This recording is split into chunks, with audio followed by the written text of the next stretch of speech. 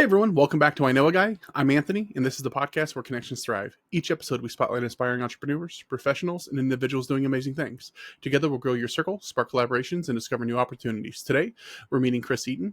He is a combat veteran, death doula, and co-owner of Trinity Yoga Wellness Center, who helps others find healing through breathwork, spiritual guidance, and death education. After overcoming personal trauma and transformation, Chris now blends neuroscience, theology, and ancient wisdom to guide people through grief and into purposeful living. How you doing today, Chris? I'm good, Anthony.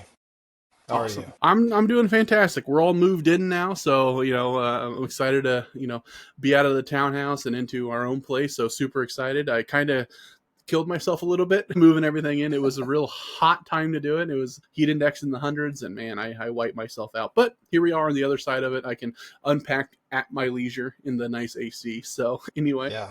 I was excited to have you on. I really enjoyed our last conversation. You're helping a lot of people doing some cool things. So there's people out there that need to know you. But to start off with, where are you calling in from? Where are you located? Tampa. Okay. You been there for a while, or are you newer to the area? So we've been here for about 3 years, but we just moved as well. So we moved from a townhouse that was a little crowded in the neighborhood, and now we're in a single family. But this is my 24th or 5th address. So spent a bit of time traveling, moving in my life, and now we've been in the area for 3 years. I'm hoping to stay here for a very long time. Well, 3 years, you have your haunts. If you have friends coming into town that have never visited before, where are you going? What are you doing? And what's for dinner? Well, you're going to come on over here. We love just engaging one-on-one conversations like this, or we just intimacy, small group. You'll find me around a bonfire, around the poolside. Just let's chill, let's talk, let's connect. That's where life is at, is through those conversations where we can both learn and share our experiences.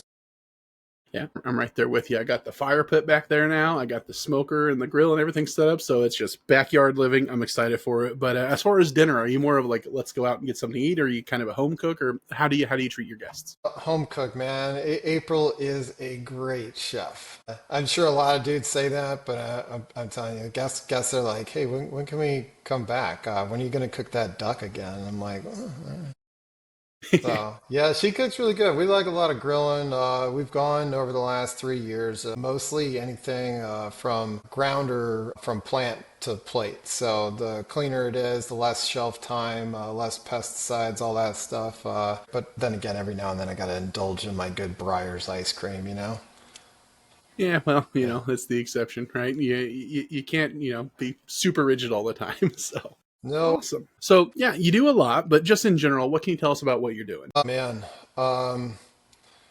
So the last 16 plus years, I've been, we'll call it a business analyst. So I come into businesses and I help them analyze where it is that they could increase their ROI. So I'll analyze the people, the processes, the softwares and stuff, and figure out how to do cost savings or integration, basically saving them thousands of dollars. I'm also a serialpreneur, so I have a couple different startups. I've had great losses over my last decade and a half of being an entrepreneur. Lost 34,000 one deal, 74 in another. But now I have three different businesses that I'm growing. This time, instead of making other people millionaires, I don't know if I'll be a millionaire. That's not really the goal. But just, not having to share or split the profit or just get the bottom dollar. Like I saved one company $1.1 million per year. And you know what I got? I got a $2,000 bonus. And I'm grateful for that, but come on. Yeah, no, there's definitely something when it comes to being an entrepreneur where you're like, okay, I know what I'm doing. I'm getting really good at what I'm doing. I'm going to go and make sure that, I get my fair share of the reward because you're putting in the effort. And there's something about becoming a serial entrepreneur. It's going to happen once you go down that path. Two things happen from my experience. One, you become unemployable, right? I can't go get a job now. And two is you start to gravitate ideas. And you start to do more and more and more. And you're like, I don't know how I'm going to have time to add anything else to what I'm doing. A year later, you will. Yeah. Absolutely. So awesome. Well, what got you started? You kind of hinted a little bit at it, but just in general, what is the story to how did you get into entrepreneurship? So I went to college for mechanical engineering, and then I went into the military, served 9 years, 4 years over in the war zones. And then when I got off of active duty, it was kind of hard to translate exactly what I did. I was field artillery, and then I was kicking open doors and you can't really translate that easily. But I was an officer, so I knew how to lead. So I was brought in to be a project manager. That's where I first came in. But I'm also a very detail oriented person. Cross a lot of dots. I can see things. For instance, like I've worked in small businesses, mid-sized, large corporations, Fortune 100s. I've worked in the private sector. I've worked in governments. So I do a lot of cross of different practices to where otherwise, someone might only have exposure to the private side or to the government side. So I bring in new ideas to cause better, potentially better solutions for those cost savings. So it's the creativity side that is the best. But yeah, that's what got me into that. And then as far as like the entrepreneur side, man, I was just tired of, seeing all this profit being made. And I was like, man, you know what? At the time when I first started, I was only making $60,000, $70,000 a year, but I saw the potential to be making hundreds, if not millions. So I started doing that, and it's been an adventure. We can go offline and talk about things not to do. I have a lot of those hard lessons I learned. Bad partners, bad investments, growing too fast, things like that. But yeah, that's on the business side, and that's what led me to Trinity Yoga Wellness Center. But what led me to there was actually my own personal journey of overcoming mental health. Okay. Yeah, interesting. And I always love stories like that because it's never just one thing. It's always like, well, this happened and this happened, this happened, and before you know, you have this daisy chain of things that, like, I don't know how I got here, but I'm happy to be here. So I love those stories. So awesome. What is it that you love most about what you're doing now? I help people every single day. So as a death doula, I do have the business side and stuff, but as a death doula, I get to sit down with people and they open up to me. So I sit with people that are dying. They were just given terminal illness or they're just in their 90s and they know they're getting closer.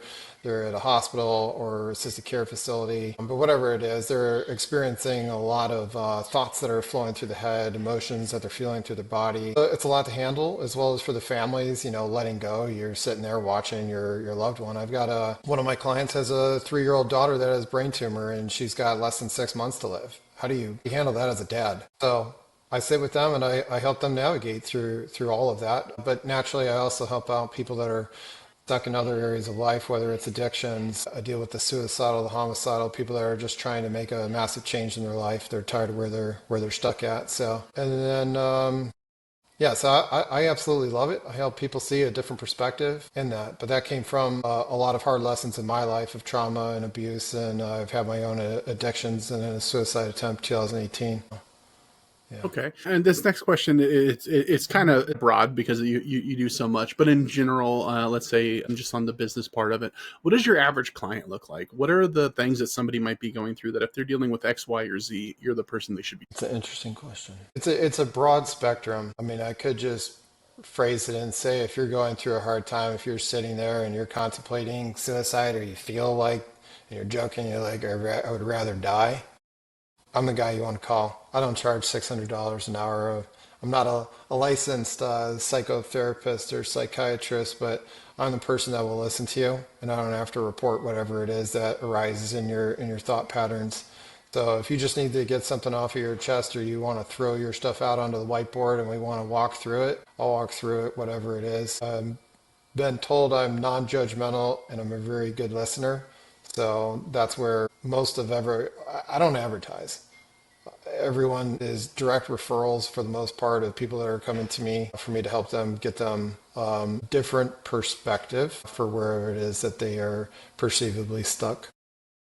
But as far as that goes, I mean, I've got a 3-year-old and I've got a 91-year-old that I'm working with. So it's not age, it's not sex, it's not religion. I can sit down with any religion. I'm studied in most of all the world religions that are out there to have a basic understanding and more advanced in some. What about power partners? Who do you synergize well with? Other professionals out there that maybe you can refer back and forth well with? You said a good majority of what happens is through referral, but are there any industries in particular that you just kind of work well with? I'm very good at talking to the veteran community, just having been one and bending over in the war zones. It's easier to relate with someone that you've been there, done that. I collaborate with pretty much everyone in the mental health industry. So I have relationships with local psychiatrists, psychologists. I deal with a lot of coaches. So someone might come in wanting coaching, but they need something a little bit more in depth. I deal with business partners because sometimes we get into that entrepreneur world and it feels like all hope is gone. My business is failing,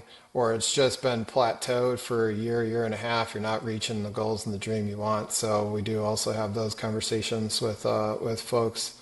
So it's a kind of a broad spectrum. Just say like if you feel like you're stuck, and you don't need to be suicidal or something. It's just like you feel like you're stuck or you're not hitting your full potential. What is it that I need to do? And I'm not the one-stop solution. So there's some people I get to, and I'm like, hey, dude, I got a big referral network. You might want to talk to my friend, blah or blah. And I'll get them headed into the right direction. If I do become the know-it-all, then please shoot me down or Yeah, absolutely. What about just general advice? You said that you made a lot of them mistakes and stuff, but just for a new entrepreneur, what advice would you give? so. Besides the Bible, the second most important book in my life is Napoleon Hill, The Laws of Success.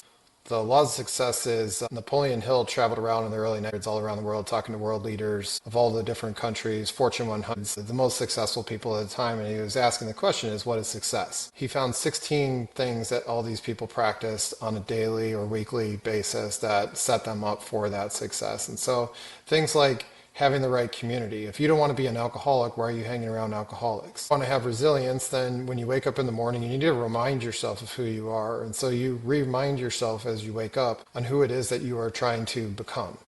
You need to sometimes space yourself and distance yourself and clear out the clutter that is in there. So if you're full of negativity, why are you watching the news for 2 hours in the morning and 2 hours in the afternoon? It is all about mindset, setting goals, healthy goals, reachable goals, but having that long-term over, understanding your values.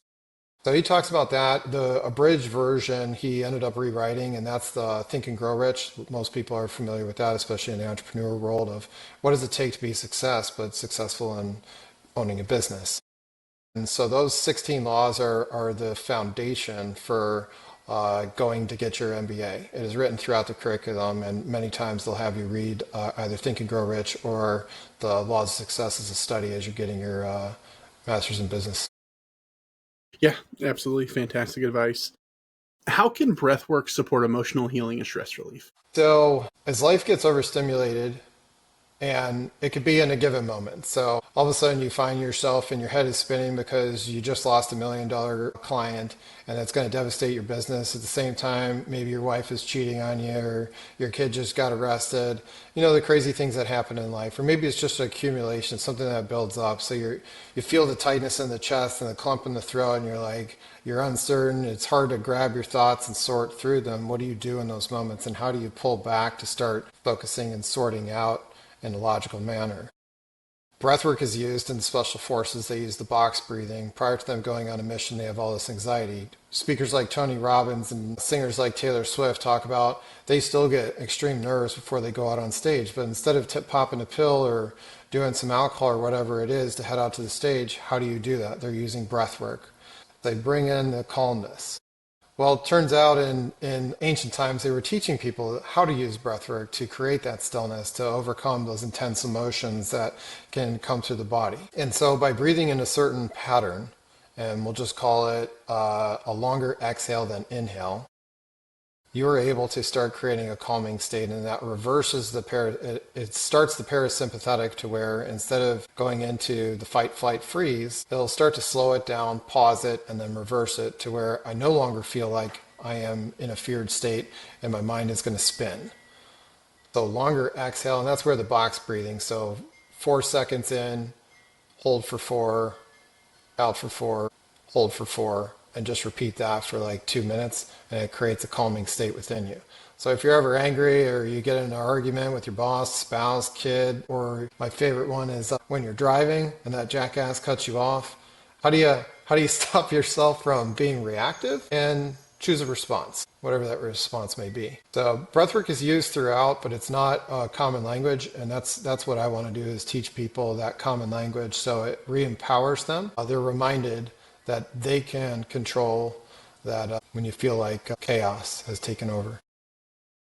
Okay. What does a death doula actually do, and why is it so important? So, a doula, most people know of birth doula, non-medical intervention person that will help someone give birth. So instead of having to take pain meds and whatever else and get the shot in your spine, the birth doula will enter in and we will teach breath work. So that's Lamaze breathing. Again, longer exhale than inhale. And that allows the mothers to give birth.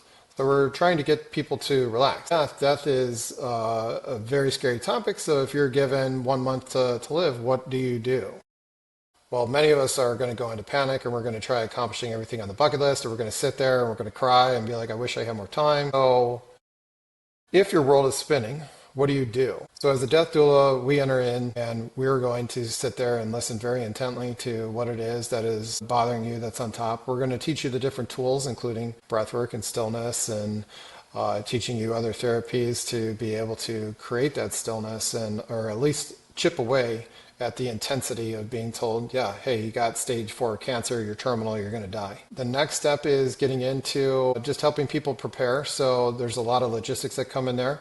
I encourage everyone to get a will, power of attorney, estate plan, trust if you have assets that you're seeking to protect.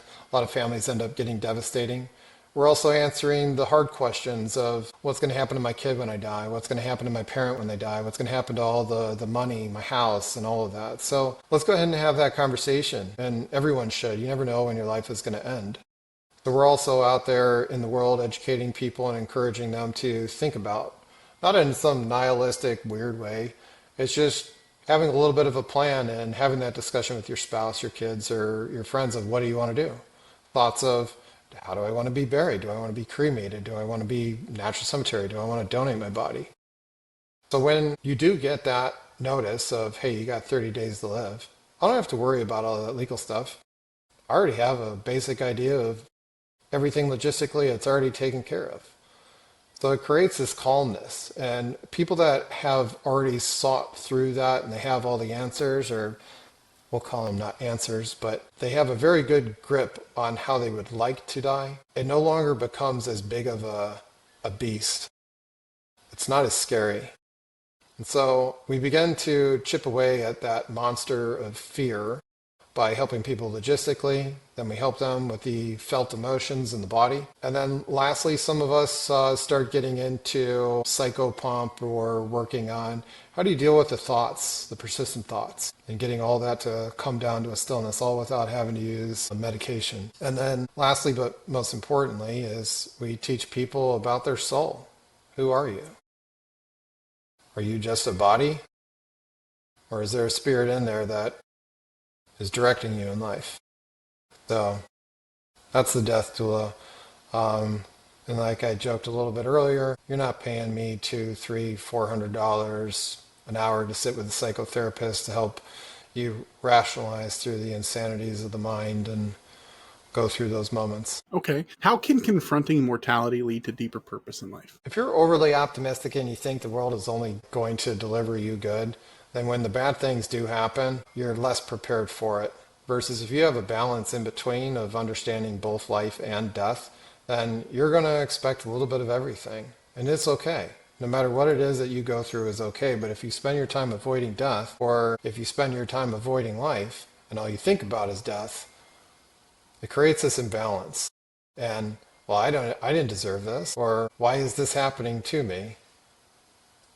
So it just gives you a different perspective. But what I've found in the people that have walked to their last breath, many of them have these regrets of, why did I waste my time on that? Why did I waste my money on that? Why was I so angry at so-and-so that I refused to call them for a decade? And they choose to call them in that final month to get rid of it. And it was one of the greatest decisions that they made to at least say, you know what, forgive you. And they let go.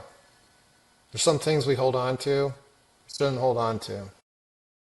So many times it's letting go. And then it's as well as just thinking about the things I would have, could have done. They said, instead of having focused so much on work, I wish I had spent more time with my kids or my grandkids, or I wish I spent more time on me, going and doing the things I wish I had done. But instead, here we are. Okay. Well, Why you? What sets you apart from everybody else out there that might be doing something similar? So, first 39 years of my life were interesting because I didn't know who I was. People would ask me what my values were, and I probably would have said loyalty, honor, whatever was, popular at the time. But I didn't understand who was in control. So at one point, I had thought that I was accumulation of everything that I had done.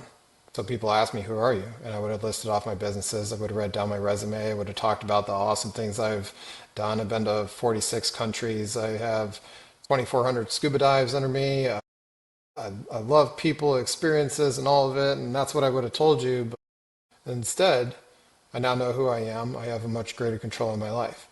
And so why do I say that? I've been down some nasty addictions, from alcohol to pain medications.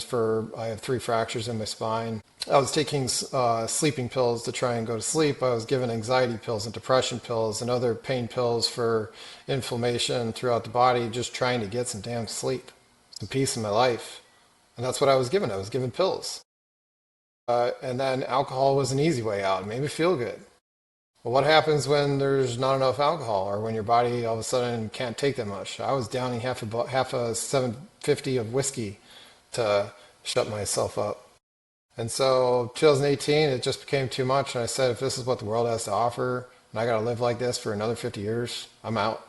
So I tried taking my life. And when I woke up, I asked myself 3 questions. How did I get here? How do I never go back? And then the other one that formed over the next couple of months was, how do I help others do the same?